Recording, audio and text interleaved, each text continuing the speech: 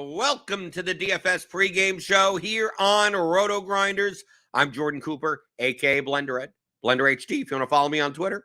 And it's Thursday, November 17th, and we're 3 days away from the World Cup. Yes, the most popular sport in the world, soccer. It's also my favorite sport. It's also the sport that I started playing DFS with. So we're going to be going through kind of a 101 class on how to play soccer DFS. So you could join and get involved with the World Cup contests being offered on Draftkings and Fanduel. This episode is specifically geared towards Draftkings, okay? So if you're playing on Fanduel, they have a different scoring system. So it's completely different. So I really want to highlight that their scoring is a little counterintuitive. There'll be big contests on DraftKings. I believe that the opener on Sunday, there's one game, Qatar versus whoever. That's like a showdown slate. The scoring is similar on showdown, but obviously you have the captain and the 5 other spots. It's the format is slightly different. But the first main slate is on Monday morning. The slates will be for the group stage for like the first 2 weeks of the World Cup. Going to be every day, 8 a.m. Eastern. So there's 4 World Cup games on per day. One starts at like 5 in the morning Eastern. So they're not going to include that as part of the classic slate, although they probably will have a showdown for that. And they'll have a showdown for each individual game. But the games will be at 8 o'clock Eastern in the morning. We're talking about in the morning. Then 11 o'clock Eastern, then 2 o'clock Eastern. So there's 3 hours apart. And typically soccer games last about 2 hours, right? Very, very quick, right? 45-minute halves, 15-minute halftime in between. And the lineups, this is very important when it comes to soccer. Starting lineups do not come out until 1 hour before kickoff, okay? So for the 8 o'clock a.m. game, 7 a.m. is when the starting 11s will come out. Then for the 11 a.m. game, 10 a.m. is when the starting lineups for those 2 teams come out. And then for the 2 o'clock game, that would be 1 p.m. So understand that it's not all at once. So you're going to have to monitor when lineups come out. Now, we will have projected 11s who we think is going to start, most likely. Most of the time, they're fairly accurate, but we never know. These are national teams, which means they're filled with kind of like all-stars of their own national descent. So they will rotate every so often, right? They're only going to be playing 3 group stage games, and then you get into the knockout phase. So a lot of times it's like, we're not really sure what the center back pairing is going to be. Maybe they play the other center back, or maybe they play the other fullback. Most likely the star forward and the strikers are probably going to start every game, right? Remember, this is the World Cup. It is not like, we can take this game off. It's like, no, every game matters in the World Cup. But be very aware that the lineups that you may make the night before, like you got to wake up at 7 in the morning in order to check starting lineups, just to make sure, and also take advantage of if there's any rotation or change, and that may affect very similar, maybe not exactly similar NBA, but well, if this guy's out, that means the value of this guy goes up a little, that type of thing. And also, who's more likely to play 90 minutes versus play less? Because remember, in soccer, there's not unlimited substitutions. It's not like NBA. It's not like NHL. It's more like baseball. Guy starts, guy comes out, he can't come back in, okay? So playing 90 minutes means, obviously, more opportunity to score points. So if your guy comes out at the 60th minute, well, you have 60 minutes to score points. The last 30 minutes of the game, you get nothing. In classic soccer, on a 3-game slate, which these are, there's virtually no reason to play a substitute, okay? So if you see guys that are not in the starting lineup, I would say don't even bother, okay? There are probably very, very select instances, depending on the price, a very mispriced player that is almost definitely going to be coming on at the 60th minute, and they're a striker, and they're more likely to score a goal. Like it's very, very rare. I've been playing soccer DFS for over 7 years. I have never rostered a substitute. Never. Okay, so to put things into perspective.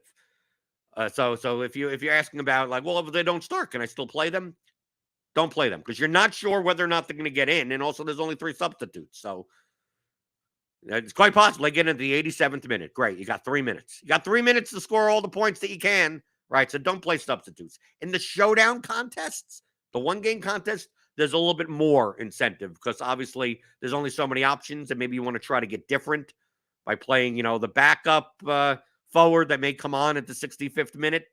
There's a little bit more of an instance for there. But if in general you played soccer DFS and just never rostered a substitute, you're probably fine instead of worrying about it. So I always want to highlight that because this is like a 101 lesson of soccer DFS. And if you have questions in the chat, in the YouTube chat, give me those tummy thumbs. You know how much I love those. Click the like button, click the subscribe button. Just let me know as I go through all of this. Okay, so we have to remember, how is soccer played? How is soccer played, and how is it different from other sports? Okay, soccer is played with 11 men on the field, right? 11 men each side, 11 women if it's women's soccer. Goalkeeper and 10 outfield players on each side of the ball. Obviously, the players that are closer to goal, right, the forwards, are more likely to score. The players that are back are typically defending more. Although, in soccer, typically the team has a different shape upon attack versus upon defending. So I want to go through just to show you, and I'll show you SofaScore. Sites that would be useful to you would be sofascore.com and whoscored.com. If you want to dig really deep into more like stats and formations and stuff like that. But if we go to, let's say, like England, right?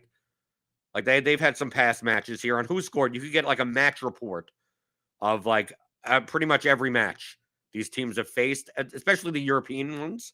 So if I go to this England 3-3 Germany game, this was, I think, maybe a friendly or a Nations League game, right? You could see the formations, right? So this is a 3-4-3 formation, or a 3-4-2-1, technically, if you want to really be technical about it. And this would be a 4-2-3-1 on the Germany side, okay?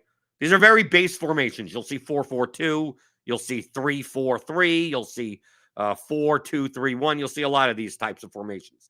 But in general, the guys that are closest to goal, right, the forwards, are the ones more likely to score. They're also, they may not touch the ball as often as anyone else, right? Because they're going to primarily be touching the ball when they're in the opponent's, in the opponent's 18-yard box, right? The midfielders are typically the ones that touch the ball the most, right? They're passing the ball out of the back. They're passing the ball back and forth. They're through balls in, right? So they'll have the ball at their feet a lot more. And in DFS, we'll go through some of the scoring, that most of the points peripherally outside of goals will be scored by players that have the ball at their feet, and cross, have the ball at their feet and shoot. Okay? So obviously shooting leads to goals, which is the highest, point scoring that you could have in soccer DFS. So the guys that shoot the most are typically the forwards. Okay? The guys that cross the most are typically wide players, right? So if they're wingers, like we see this in the 4-2-3-1 formation, this guy here, and the two fullbacks. Because even though they're defenders in soccer, typically the fullbacks come up on attack and come back on defense. Same for these are wing backs, right? If you have 3 backline players, these guys on the wings typically defend and attack. Okay? And for Draftkings scoring, with crosses and shots assisted and fouls drawn and things like that, tackles won, a lot of times these wing-back, full-back types of players get a lot of peripheral points. They may not score that often. They may get assists, but they probably don't score that many goals, but they do rack up peripheral points. So on DraftKings, for floor purposes, peripherals, you would be prioritizing wide players. Either wide players that cross and get up in attack, or players that shoot a lot, which could be central players, but understand that these guys in the center, they're not going to be in a position to cross, right? Crossing is when they go from the outside and they cross the ball into the box, right? You're not going to see that typically out of central midfielders. So these defensive central midfielders typically have much more limited value. They're further away from goal. They don't shoot as often, and they don't cross as often. They may get some tackles. They may get some fouls drawn, but typically their ceilings are not that high. And the same can be said for the center backs, right? The guys that primarily play defense, right? So these two guys back here would be considered center backs, right? The Sully and the Schotterbeck in this example, they have the lowest floors, right? They make most of their points either from tackles, which they may only get one or two, one tackles one, or a clean sheet, right? The bonus in soccer, which we'll get to the goalkeeper scoring, is if you're a defender eligible player on a team and the team pitches a shutout, right? A clean sheet, gives up 0 goals. As long as you've played 60 minutes in the game, you will get 3 points as a defender, okay? So even the fullbacks, right? Even the guys that are, as long as you're eligible on DraftKings as a defender, if your team gives up 0 goals throughout the course of the game and you played at least 60 minutes, you get 3 points. The goalkeeper that wins, the winning goalkeeper gets 5. And if the goalkeeper gets a clean sheet, they have to play at least 60 minutes. They'll get 5 points. And they get 2 points for every save and 2 points for -2 for every goal allowed. We'll get into the scoring in a little bit. Okay? So the most valuable players, let's go over this again, for ceiling purposes are the forwards, typically, right? They're the most likely to score goals. The highest floor players are typically wide players that attack and play from a wide position. The lowest ceiling players are the center backs, who only get forward on set pieces. And now let's go over what set pieces are, because they're very important, especially in the World Cup, okay? Especially in international competition. What are set pieces? Set pieces are dead ball opportunities that happen either when the ball goes, out of the back line for a corner kick or on a foul. Like you'll see, it's called a free kick or an indirect free kick. Someone gets fouled in an area and then they get a free opportunity to kick the ball. Now, depending on how close it is to the goal, the guy that kicks the ball may take a shot on goal, right? You see them set up the wall, right? You see that in soccer. They try to bend the ball over the wall. Or if it's farther enough away, they'll cross the ball into the box. So like on a corner kick. All these center backs come forward, right? Because they're big and tall. That's how center backs score goals, right? They don't really score goals any other way. So that's why their ceilings are quite low. There aren't that many opportunities. So one guy will kick the ball, cross it into the box, and people will then, the tall players will go up and try to hit it with their head, right? That's a set piece opportunity. Now, the thing about set pieces is that most teams have designated players. They don't have like a thing on their shirt or anything, but like designated people that are the best at doing that, right? Are good free tick takers or good at taking left-sided versus right-sided, because obviously some players are stronger with their right foot and some players are stronger with their left foot. And depending on whether or not they want an in-swinging corner or an out-swinging corner, most teams have 2 guys. Sometimes one takes most of them, but they have 2 guys, one that specializes in right-footed free kicks and one in left-footed free kicks. So typically on a free kick, you'll see 2 people over the ball, right? Or by a corner kick, you'll see one guy in the corner and then one guy standing near them. Those are typically like the set piece takers. Who are they on each team? There's no definitive like on a formation. Like that's the set piece guy. It could be anyone. It could be anyone on the team. So I mean, there are some teams that their fullback takes most of their set pieces. Sometimes it's their defensive midfielder. It's just whoever on their team is good at that and happens to be on the field at the time takes most of their set pieces or some of their set pieces, depending on what side of the field, how close to the goal it is. And these opportunities will happen a lot, okay? When you take a set piece, you're almost guaranteeing yourself at least a cross, which is, you get points for that. A shot, which you get points for that. or a shot assisted, or what's chance created is the technical term in soccer. DraftKings lists it as shot assisted because it's easier to understand. It's a pass that leads to a shot. So someone that takes a corner kick and hits the ball into the box, center back goes up or a forward goes up and tries to hit the ball with the head, and then it goes over the goal, right? Well, the guy that just kicked the corner kick just got 1.7 points, right? 0.7 for the cross, and then 1 point for the shot assisted. So you can see that if a team gets 20 opportunities like that, that the one or two people on their team that take those free kicks have a very high floor. And obviously they have a ceiling too, because those kicks lead to either goals or assists. So it's very important to know who takes set pieces for these teams. Fortunately enough, in Lineup HQ, because we'll have projections for each slate, every slate, it'll be reflected in the projection. And also you'll typically see we have these little blurbs.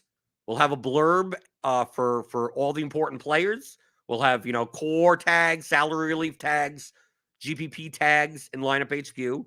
I also believe that Sean and Alex will be doing a short show the night before, like every group stage. This is correct. This is correct. Okay, I just want to make sure.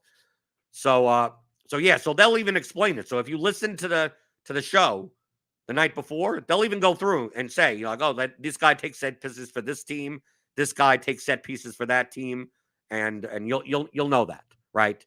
Sometimes it's up in the air. Sometimes, there are teams. I mean, we play Premier League all the time. There are teams that there's like 5 guys that can take set. It's whoever's closest to the ball, and sometimes they don't even cross in. They do short corners, so you don't even get any points for that. So it's not just this one thing where it's like, every team has a guy with a flag on and it says set piece guy. It doesn't work like that. But for DFS purposes, the highest floor players are typically the ones that will take set pieces because it guarantees yourself, depending on how many set piece opportunities they get on crosses and shots assisted and shots and potential assists, things like that. Okay? So getting to the scoring, in DraftKings DFS, the most points you could get is on a goal. That's 10 points. In addition to the goal, you also get a shot, and you also get a shot on goal. Because in order to score a goal, you need to take a shot. And in order to successfully score a goal, your shot needs to be on goal. So what's the difference between a shot and a shot on goal? Well, a shot, if I take a shot, and I kick the ball, and it sails 30 feet over the crossbar, well, that's not a shot on goal. It's not on target, right? Right, so there may be plenty of shots. There may be 15 shots in the game, but only 3 are on goal. So if your player takes a shot, you get a point, no matter if it's on goal or not. But if it is on goal, then you get an extra point. Every shot on goal needs to be correlated to either a save or a goal. So basically, on a shot on goal, the other goalkeeper will get a save unless it's a goal, right? So that's how you'll always know what a shot on target is. Obviously, those shots lead to a goal. So you'll get a total of 12 points for a goal. An assist on a goal is 6 points. So basically the pass before the shot on goal. If that shot doesn't go in, the player, instead of getting an assist, will also get an assisted shot or a chance created. So any pass that leads to a shot, the player that sends in that pass gets a point. Understand, with these assists and these chances created, that this is all gauged by Opta, which is probably the top soccer tracking company. They do all the stats. Like anytime you see stats on ESPN or on Fox Sports or anything like that, it's typically Opta, right? So they have tracking devices and they get all of the stuff, and they'll judge because if a shot is deflected, right? If a shot isn't on goal and gets deflected by a defender, then the player doesn't score the goal. It's considered an own goal because the shot needs to be on target in order to be credited to the guy that struck the ball.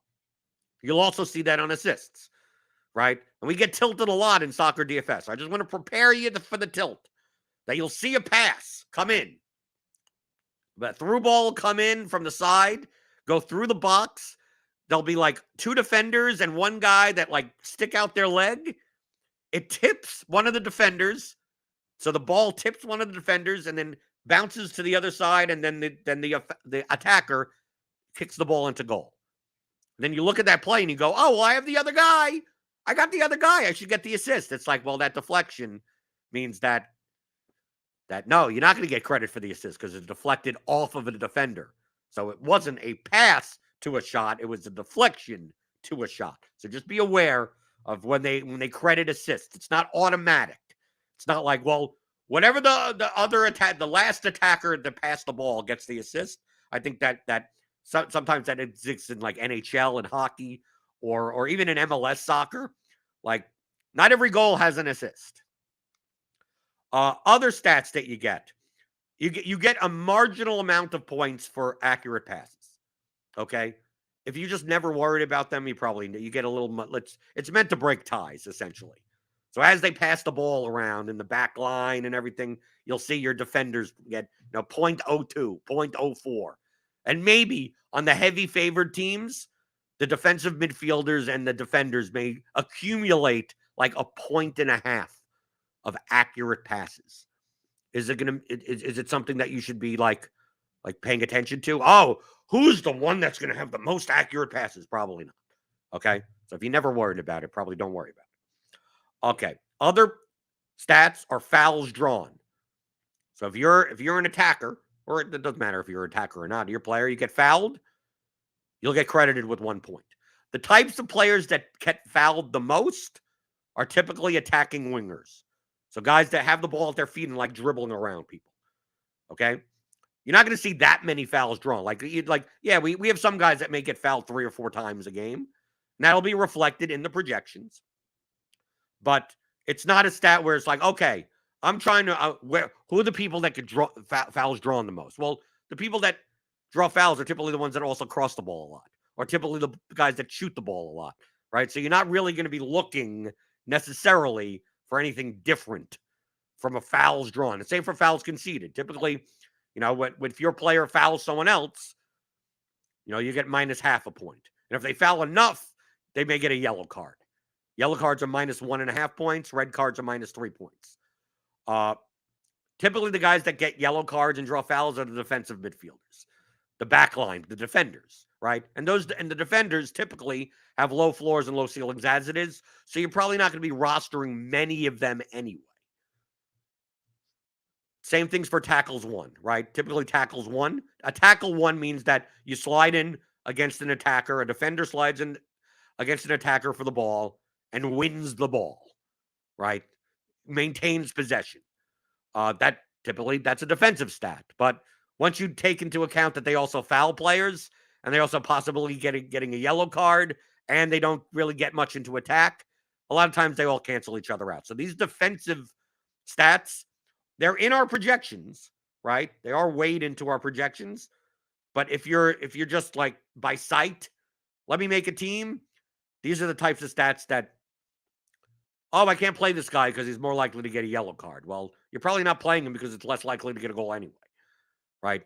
So it's not going to matter that much. These are these are little things that they add for variance. Forwards get yellow cards, yeah. And I mean, if you talk bad to the referee, you get a yellow card. Okay, so it's not just just hitting another player. And then we talked about before the clean sheet stuff, right? Goalkeepers get 2 points for a save, -2 points for a goal conceded, 5 points for the clean sheet, and 5 points for the win. Okay? Goalkeepers are very similar to defenses in NFL. Okay? In your mind, you think, okay, I want to roster a goalkeeper that's more likely to get a win or a clean sheet. Okay, I would love that also. But we see time and time again that the biggest favorite, so like on this slate coming up, we'll have England versus Iran. England wins 3-0. The goalkeeper for England gives up no goals. But Iran also have no shots on goal, so the goalkeeper scores 10 points, right? 5 points for the win, 5 points for the clean sheet.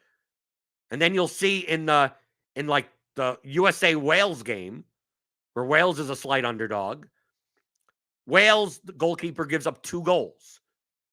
but also has 7 saves. Gives up 2 goals, has 7 saves, and that equals 10 points. Right? Gave up 2 goals, has the same exact amount of points as the England goalkeeper. If the England goalkeeper gives up 1 goal, let's say it's a 4-1 game, misses out on the clean sheet, still gets the win, but may not have any other saves. So that's 3 points. 3 points for the keeper, right? -2 for the goal against, +5 for the win, 3 points. The Senegalese keeper gives up 3 goals, but also has 7 saves. So that's 4 in between. That's 8 points. She'll be sitting there going, the guy that gave up the most goals has the highest goalkeeper score? What the hell's up with that? Right? Very similar to defense. Like, points allowed is not like the biggest thing for defenses in football when it comes to ceiling. Saves. So that the keepers that are big underdogs typically are priced lower because they have less likely chance of winning or getting the clean sheet. But also, if they're big underdogs, most likely they're going to be seeing a lot of shots. Right? So we've had instances where goalkeepers give up 4 or 5 goals and still end up with 6, 7 points because they also have like 10 saves on top of it. And that's a byproduct of how soccer is played. It's not like NBA. It's not like NFL. The way that soccer is played is not on a possession-by-possession based level. Okay? One team could have possession for like 80% of the game. Typically, the bigger the favorite is, the bigger the team that's a favorite, the more possession that they will have in general. And obviously, when it comes to DFS, most of these points that you score are an offense, are attacking, are your attack. The team is attacking. So, like in this, for instance, in this first slate that's coming up, I believe England is a -303 favorite over Iran. So it's more likely that England will have 70, 75% possession. Iran will sit back and try to counterattack. England is a much, much stronger team, and they will come forward in waves, and they may get 20 shots, 25 shots, hold the ball, and keep on coming forward, cross the ball, while Iran is just holding back, regain possession, and quickly attack and try to catch them on the counterattack. It's not the type of thing like NBA where, one team gets a basket, and then the other team gets to go down, and then the other team gets to go down. NFL, right? One team scores a touchdown, the other team gets the ball. Like, no, it doesn't work like that in soccer. It's quite possible that one team has an outsized amount of possession. So typically, you're targeting, in soccer, the biggest favorites, right?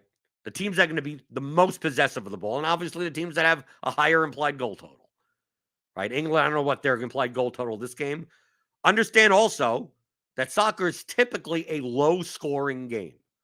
Most of the totals in the World Cup will be 2 or 2.5. Total for the game, 2 or 2.5. You will see a lot of 1-0s. Like, if it's a 3-2 game, that's a high-scoring game in the World Cup. So if you're playing GPPs in World Cup soccer, goals matter a lot. And also, even though, as we talked about, forward players tend to score more of them, they're still fairly variant. So, like, Declan Rice could score the goal, right? It could be off a deflection, some type of set play. A center back scores off a set piece, and it's a 1-0 game, and the only goal that got scored in the game is the defensive midfielder that was plus 800 to score in his anytime goal scorer odds. Like, that could happen. But because on a 3-game slate, like, imagine all these, I don't know what the totals are. I'm assuming the total in the England-Iran game is probably a little over 2, with most of it on England. The Senegal-Netherlands game is probably a 2.5. That's like a little higher scoring for the World Cup. And Wales-USA is probably 2. So on average, there may, on this whole slate of 3 games, the median amount of goals that we'll see is 6 total. Total. Median, 6.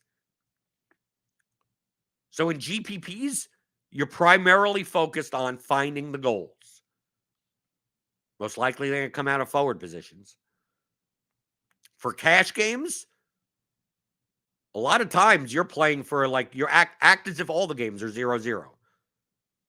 Typically in cash games on DraftKings, I'm looking to roster all the set piece takers, right? I want to roster the players that could get me. Remember, a goal is worth about 12 points, right? 10 points plus 1 for the shot and goal.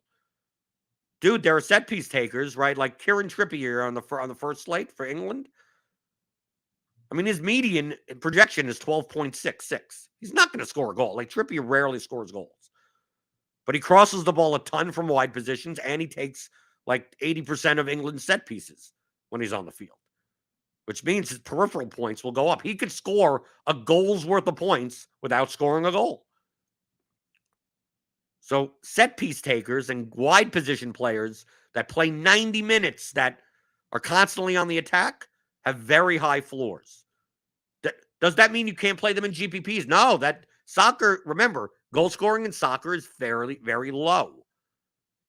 So you have 8 roster spots, one of them being a goalkeeper. So that doesn't count as a goal scorer. It's not like you should be filling out your entire 7 other slots with, well, if they can't score a goal, I can't roster them in GPP.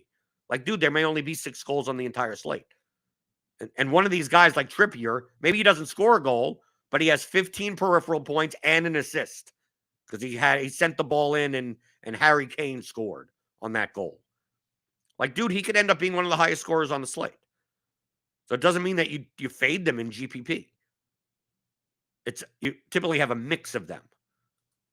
So for like this slate coming up, this first slate, based on these projections, I mean, we'd more likely roster like if Ismaili Sarr is going to take most of Senegal's set pieces, even though they're an underdog, at 5,000, that's a pretty good floor. Wales probably splits their set pieces between Daniel James and Aaron Ramsey, and they're both fairly affordable, right? We already mentioned Trippier from before. Christian Pulisic pretty much does everything for the U.S. team, right? He's expensive. He's 9,700. He's eligible at forward. Like, this is kind of how you would set up like a cash lineup in on DraftKings. But this doesn't mean these guys can't be part of your GPP lineup also. Just that you're more likely to pair them up with slightly lower owned players. Because no one's going to be that low owned. It's only a 3-game slate. This is where you'd go, okay, if Pulisic has an assist, who's going to score this goal? Probably Jesus Ferreira, right? So you start pairing them up. If Trippier gets an assist, who scores? Probably Sterling or Kane or Rashford, depending on who's in. If Senegal scores, right? If Ismaili Sarr has an assist, who's more likely to score? So you go to Senegal. You go, who's starting up front for Senegal? Crepin Diatta, right? He may only play 20. He may only play 65 minutes anyway.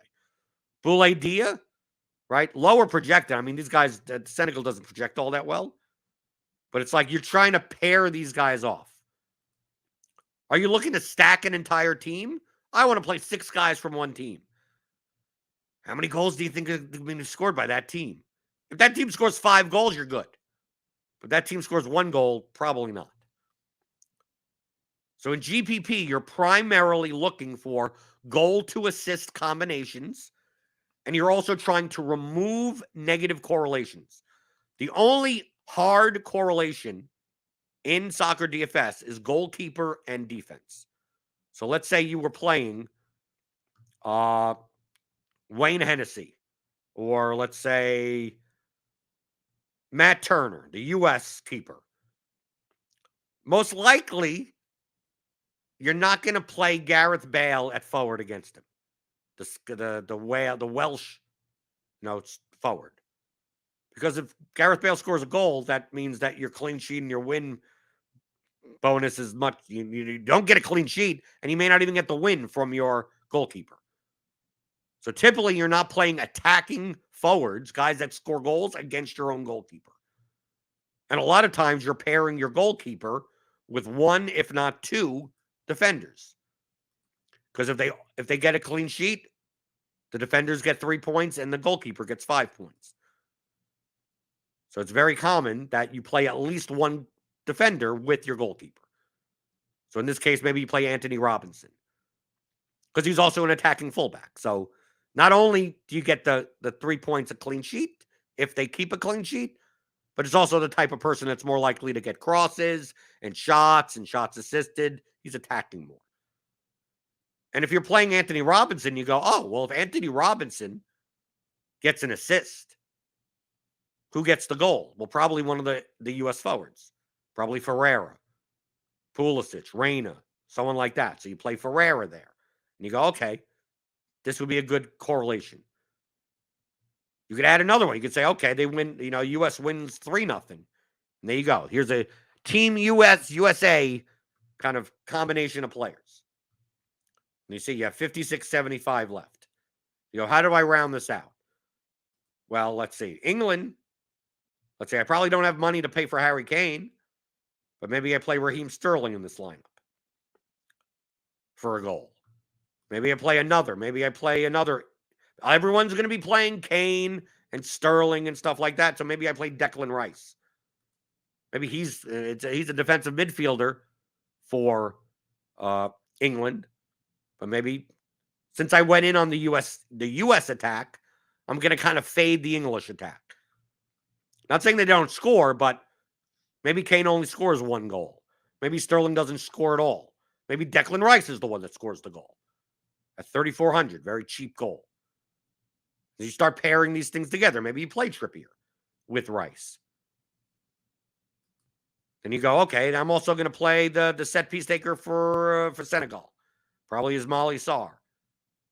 I got 7,000 left. Who do I pair him up with?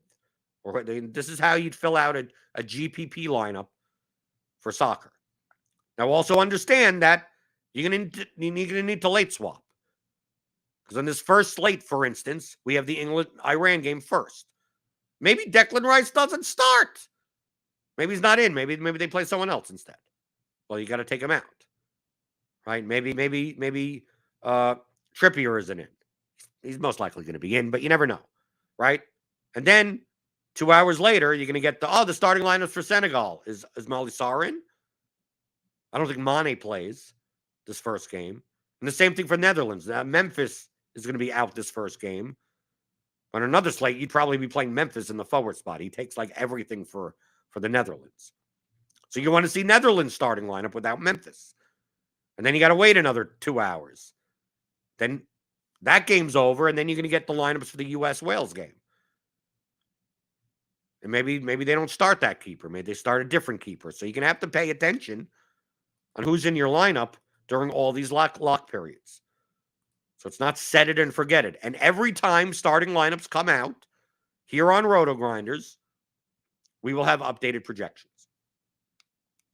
So you'll see the lineups come out for the 11 a.m. game at 10 a.m. And then typically within 5 to 10 minutes, Sean and Alex will have updated projections reflecting the starting 11s that are out. Now, if the starting 11s come out are the exact projected starting 11s that we already had in, then you won't see an update because we already had it in. So this is pretty much soccer DFS. Okay? You can use our projections. Understand that the distributions of players are different. Be aware, like I showed you these formations, goals are much more variant than crosses and shots and fouls drawn and stuff like that. So a guy with a very high median projection that's a forward that doesn't take set pieces is very goal dependent. Meaning, let's say they have a 50% chance of scoring a goal. And that's all the points that they could score. Let's just say, we're just making an example. So do they score a goal? Yes, they get 12 points. Do they not score a goal? They get 0 points. 50% of the time, they'll get 12. 50% of the time, they'll get 0.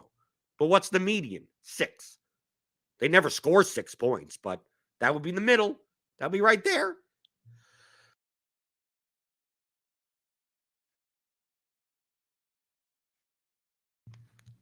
But for these wide players that take set pieces, they're more likely to score around their median. So we see here in the projections, we could go through, let's say, like to England, only because they're a big favorite. So you'll see in our projections that Phil Foden has a 12-point projection.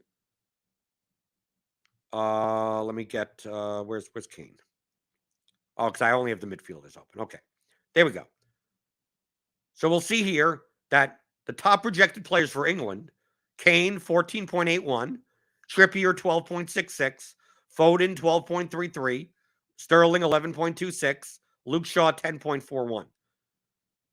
Now, there's a much different distribution for guys like Kane and Sterling compared to Trippier, Foden, and Shaw.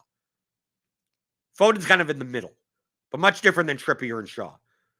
Like Kane's 14.81 comes from mostly scoring goals, taking shots. So he's most likely going to have like 4 shots, 2 on goal, and does he score any of them?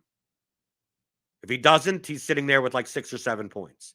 If he does, he could be 18, 26, 30 points. So even though he projects for 14, a lot of it is based on him scoring goals. While Trippier at 12.66 doesn't really rely on him. His goal scoring opportunities are going to be very low. His odds of scoring a goal is much, much lower than Kane. Luke Shaw's chance of scoring a goal is much, much lower than Kane or Sterling. But he's getting most of these points from peripherals, from crosses, from shots assisted, from fouls drawn, from tackles won. So if 2 guys were projected, if Kane and Trippier were the same price and projected the same, be like, well, what's the difference between them? It's like, well, Trippier has a higher floor. Kane has a higher ceiling because goals are much more variant than crossing and shots assisted peripherals. Phil Foden's kind of in the middle. He's a type of player that is a lot more active on the ball. Probably doesn't take set pieces here. He may take a free kick or 2. But he's more likely to get some crosses in. He's more likely to get fouls drawn. Harry Kane pretty much is getting the ball, turning around, and shooting it. Like, that's it.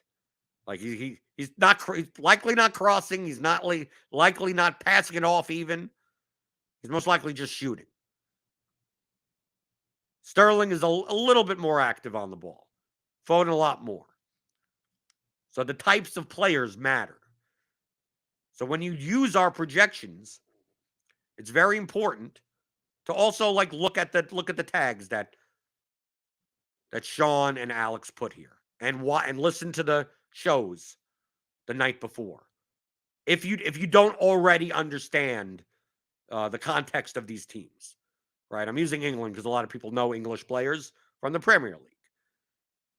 So when you play Premier League soccer, you know, it's like, oh, this is the guy that crosses the ball a lot. Oh, this is the guy that doesn't do anything other than shoot. So either he scores or you get nothing. Like you kind of know that already. But if you don't, if you're new to DFS soccer, I would suggest making sure not just looking at these fantasy point projections, not just looking at the point per dollar, right? Because we see here John Stones. Oh, he has a good point per dollar. Like I'll bring up all the players. You'll also see center backs that sometimes, like here, Harry Maguire, high point per dollar, 7.46 for 3,900. That's pretty good for a defender, but he's a center back. Okay, what's his ceiling? I mean, most of these points are like his clean sheet equity, like 2 tackles won, and like 25% of the time, he'll score a goal, right? Because he's a target on a set piece. So if he doesn't score a goal, like, and they don't keep a clean sheet, he's going to be sitting there with like 2 points. So his point per dollar value seems like, oh, great. But it's like, it's not like NBA where it's like, oh, no, this is a really cheap guy that's going to get a lot of points. Like his distribution is much more bimodal than normally distributed. So if you see the tags, they talk about it. It's like, with Mane set to miss the opener, most likely, more of the burden falls on Sarr. He could have a monopoly of sets. However, this is not a good matchup. Salary is tight on this slate, and he's one of the better floor plays at 5K and below. All right, so reading the tags and seeing, oh, Maybe that doesn't mean jam him into all my lineups. I'm playing 20 lineups. I'm jamming him into all of them. Senegal is a decent underdog in this game against the Netherlands, against Holland. Smiley Sarr may have a good floor, but maybe not the best ceiling. And probably he's going to be quite highly owned. So maybe you want to play someone else in GPPs. Or if he fits in your lineups, then you play him. So it's not just simply going by point per dollar or raw projection. Getting the context of how these players play, how the teams play, how favored one team is over the other, what style of football do they play? Some play more counterattacking, some play way more open. And you can get all that context if you subscribe to RotoGrinders Premium. Click on that link in the description. Get a combo premium package. You get NFL, you get MLB. Right? It's not going on now, but you could get it. NBA, PGA, MMA, soccer. Right? You'll get this. And we also have the late swap, rebuilder. So if you're playing a lot of lineups and you're like, okay, let me plug in my lineups for the next game, and then, oh, this guy is switched out and that guy switched out, and you want to run your lineups again, you could do that with Lineup HQ.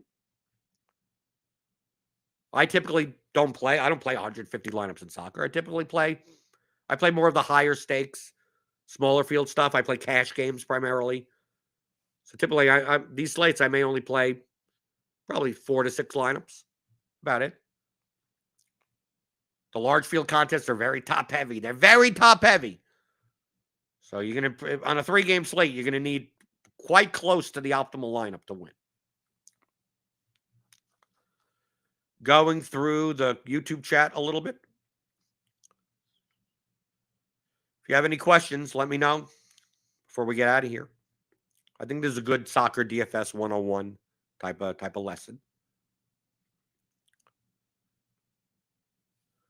Grant Brown says, 5 subs are allowed in the World Cup, but it must be done in 3 windows. Yes, that's correct. DFix says, how do you calculate their floor and the ceiling? I mean, you could calculate just like any other projection model could. We don't incorporate it here, floor, ceiling. It would look weird. It would be like baseball. It wouldn't matter that much. ANS Comedy says, feel like DFS hockey with slightly less emphasis on stacking. That, very, very good observation. Soccer DFS, I would describe to those that play other sports to be a mix between NHL and MLB. So NHL from the perspective of like, you're looking for goals, you're looking for saves for goalkeepers, and MLB for the fact that it's like home run, like the distributions on forwards and stuff like that, the home run hitters, like you're kind of looking for those for GPPs, but for cash games, they're typically bad or not very good. Is clean sheet the same as a shutout? Yes. Yes, it's just in soccer it's called a clean sheet because there are score sheets. In the old school ways, a lot of the terms are based around stuff that happened in the late 1800s. So there used to be actual sheets that they'd write down the goals, right, by the benches. This guy scored a goal, right? So if you keep a clean sheet, that means that's a good thing. That's a shutout. DFIC, will there be ownership projections or do you need to estimate them on your own? Yeah, we're not going to offer, I don't believe so, from what I've read. Not going to be offering ownership projections because World Cup comes around every 4 years, and I'm not even. We do them for Premier League and Champions League, but they're much more predictable because we get a lot of the same people that play. The contests are generally smaller. Even the large field ones are smaller, and like 80% of the people that play are regulars or are people that play soccer all that we can predict it a lot more. The World Cup, I'm not sure, so I don't believe we're doing ownership. But typically, the higher projected players are going to be more owned. Typically, the players that have high floors, the set piece takers, will be high owned, and the highest odds goal scorers. So the guys that are like minus 150 anytime goal scoring odds, they're going to be high owned. So you can go by that. Daniel Hutchings, how much of a pain is the late swapping with lineup changes? From my experience, not for the World Cup, not that much. Something like Champions League or Premier League, where the teams are more likely to rotate, then it can be a pain in the ass. But I don't suspect. I suspect that we'll pretty much know what the lineups are going to be, and most likely than not, if one guy is in and one guy is out, or a formation has changed, it won't dramatically affect the projections as much as a sport like NBA or even like MLB. Oh, this guy isn't batting eighth, is now batting second. Like, that type of stuff doesn't really happen that much in soccer for the international game. For the domestic game, yes, because you'll see rotation all the time. But for the international game, probably not. My suggestion would be, if you have some type of automated, like, do I need to make all these swaps or not, is to, when the new starting 11s come out, even if there's one slight change, reload the projections and see what the delta is between the switch and all the players. If you see that pretty much the projections barely changed, don't bother late swapping unless you have the player that's not in. Late swap all your lineups that have the player that isn't in anymore with something else. That's what I would suggest. From doing it manually myself with just a handful of lineups. There most likely is not going to be a change. It could be. We may see, Wales lines up and there's no Daniel James or Aaron Ramsey. And it's like, who's taking set pieces now? But the likelihood of that happening is very low. So I don't think it's that much of a pain. Should you play 150? I typically don't play 150 lineups. I rarely ever. 3-game slate, you're going to probably need closer to the optimal. Anything else? In the YouTube chat, just basic soccer DFS. Soccer, and not to dissuade you or anything, okay? But soccer is one of the few sports. I know I'm a play whoever you want, just go by the numbers type of guy. But there is an edge in actually knowing how the teams play. So that's why, just in that context, like, so you're not just staring at numbers, going, Fode Ballo-Touré for Senegal. Like, what makes him any different of a play than Connor Roberts from Wales? And it's like, well, based on their formation, like, Connor Roberts isn't going to be attacking as much. Well, Senegal's not going to have the ball as much. Like, knowing the context of whether or not they line up with 5 in the back or 4 in the back.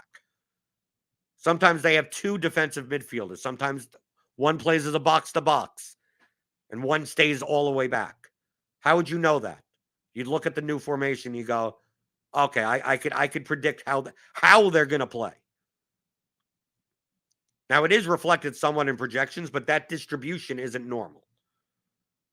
So that's why watching the game, you don't even have to watch the games. Like, I don't necessarily watch all the Premier League games or the Champions League games. But I know how the teams play. Oh, this team crosses the ball a lot. This team plays wide. This team plays as a shell and passes the ball a lot around the midfield. Plays with through balls more. Oh, so should I play their wing backs? It's like they're not going to cross as much as you think. Right? Some teams give up a lot of crosses. They allow the other teams to be on the other side. Now, the thing about the World Cup is that everything here is small sample size. These are the national teams. They don't play together that often. And this is one of the main reasons why set pieces matter very much more in international competition than in domestic competitions. That's the main reason. Why? The teams don't play together that frequently, which means the chemistry between the players is much lower. Right? They play for their own clubs throughout most of the year. And then they come together and, okay, we're going to do this. We're going to do that. 1-2 here, 1-2 there. So since there's less chemistry, they capitalize more on set pieces. Because when you run a set piece play, that's kind of like running an NFL football play. It's like, okay, how much chemistry do you need?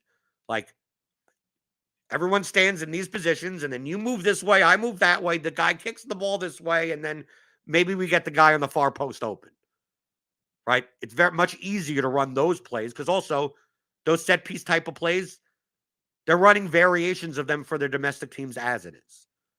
So it's much easier on dead ball opportunities to be in sync rather than in open play where 2 feet on a pass may matter, right? A through ball going through and just being slightly off. You lead a guy slightly too much to the right and the defender gets in there. Like, they're not used to playing with these people as much.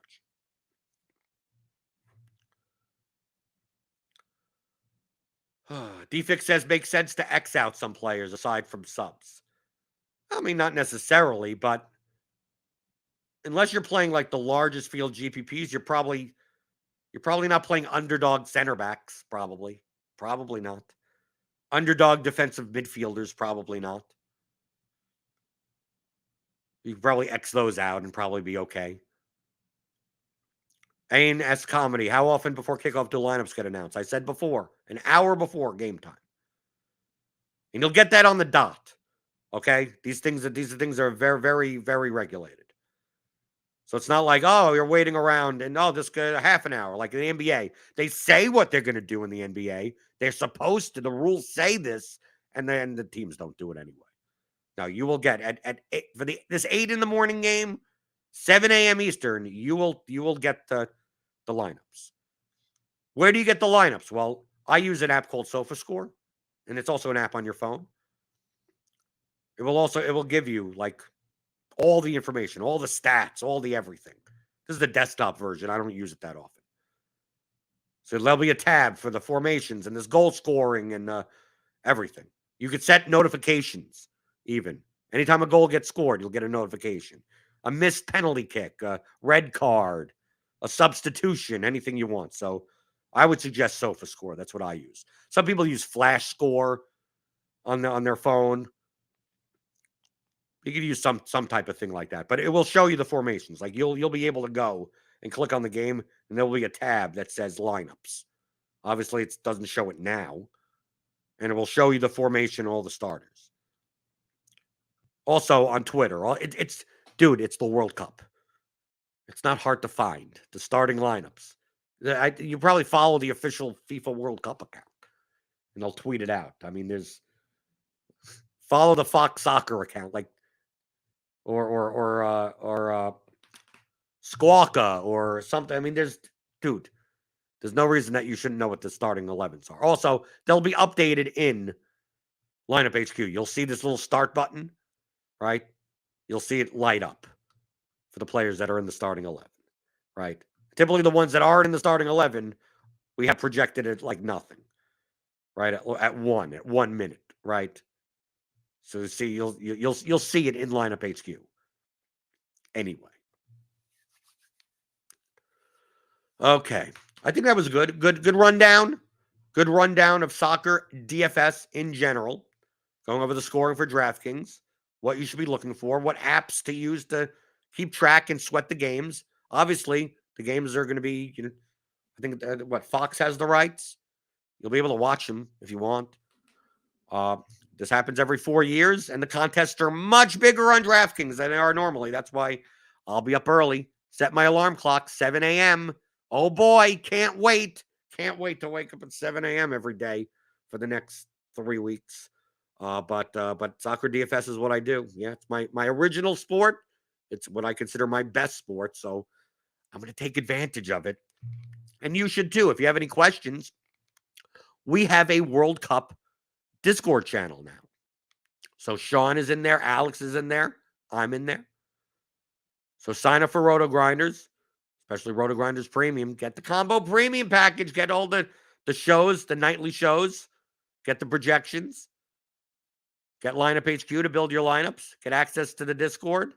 If you have any questions, go into the World Cup channel, and we will take care of you. You could ask what, hey, new starting lineup. Oh, this guy is out and this guy's in. What do I do now? Feel free to join us in there. And and I'll be back tomorrow talking about the MMA slate coming up for Saturday. especially with late swap. It's gonna be a doozy. It's gonna be a doozy. So give me those thumbs ups on your way out the door. Hit the subscribe button. We got NBA Crunch Time later today as well, and all the NFL content. Right, we got Week 11. It's the 11th week, right? We're up to 11. I lose track of the NFL weeks. We got the NFL content, PGA content, everything going on here at RotoGrinders. Subscribe and enjoy, and I'll see you tomorrow. Answering your DFS strategy questions like I always try to do here, Monday through Friday, 11 o'clock Eastern, on the DFS pregame show on RotoGrinders.com.